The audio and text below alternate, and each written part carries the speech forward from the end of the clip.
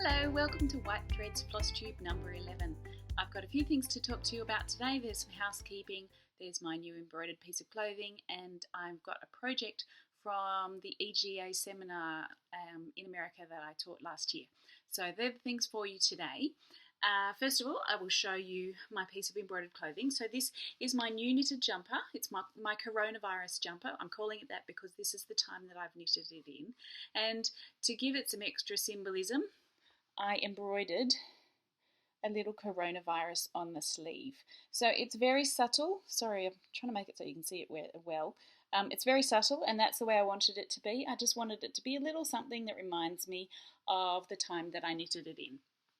And probably most people will never notice it there, and some may, and if they don't, I don't have any problem with that. It's just for me, basically. So onto the housekeeping. I've had some emails in the past few weeks asking people asking me where people can find the products that I have talked about in my videos on my website. Now, I've tried to actually make this as easy for you as possible so that you don't have to email me. Below each video on YouTube, there is the little description of what's in that video. That's to be helpful as much as possible. And below that are episode notes. In those episode notes, I've tried to list all of the products that I've mentioned and give you a link to where you can find those things on the website. If you're reading this in my blog, if you're watching this in my blog, the same information is just below the video on the blog post. At the same time, I've also put a little thing on the video so that when I mention a product in the top right hand corner, which I think is up there, I hope I'm getting that right, there comes up with a little information symbol and some words which will it's a clickable link, and it will take you to the place on the website where you can find those things. So I've tried to make it easy for you without you having to wait for a reply from me after emailing me. Hopefully all of that information that you need is at your fingertips already.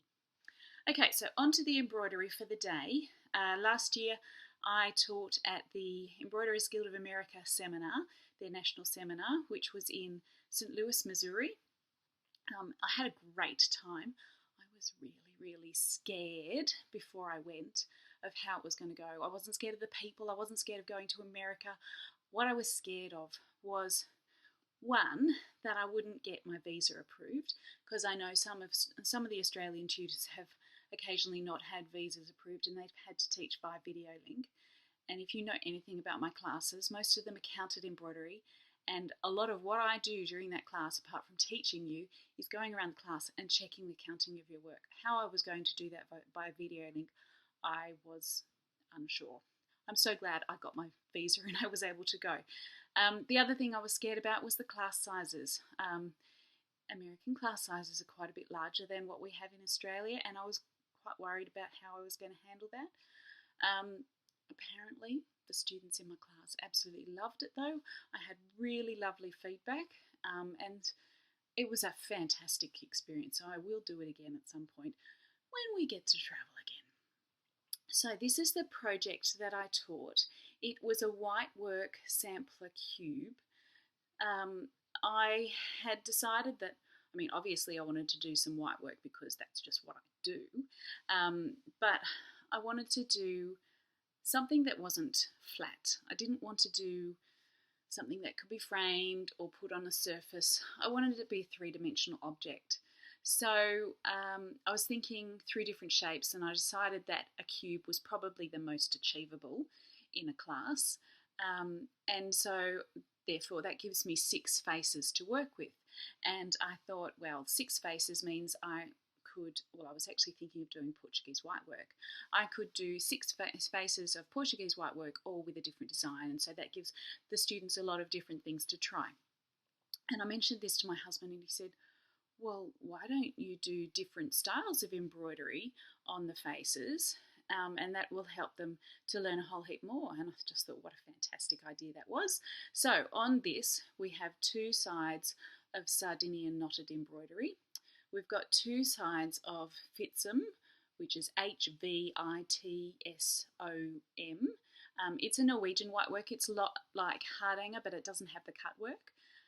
And then on the other 2 sides, we've got the Portuguese whitework. It was a fantastic class where all of the students learnt something new because there was so much to learn. Most of them had not tried any of these styles of embroidery before, so it meant it was totally new for them. It was a really great experience and I loved doing it, and I'm looking forward to going back one day again. That's all I have to say today. I hope you're having fun with your stitching. I hope you are well and keeping safe, and we will get through this weird time together. See you next time. Bye.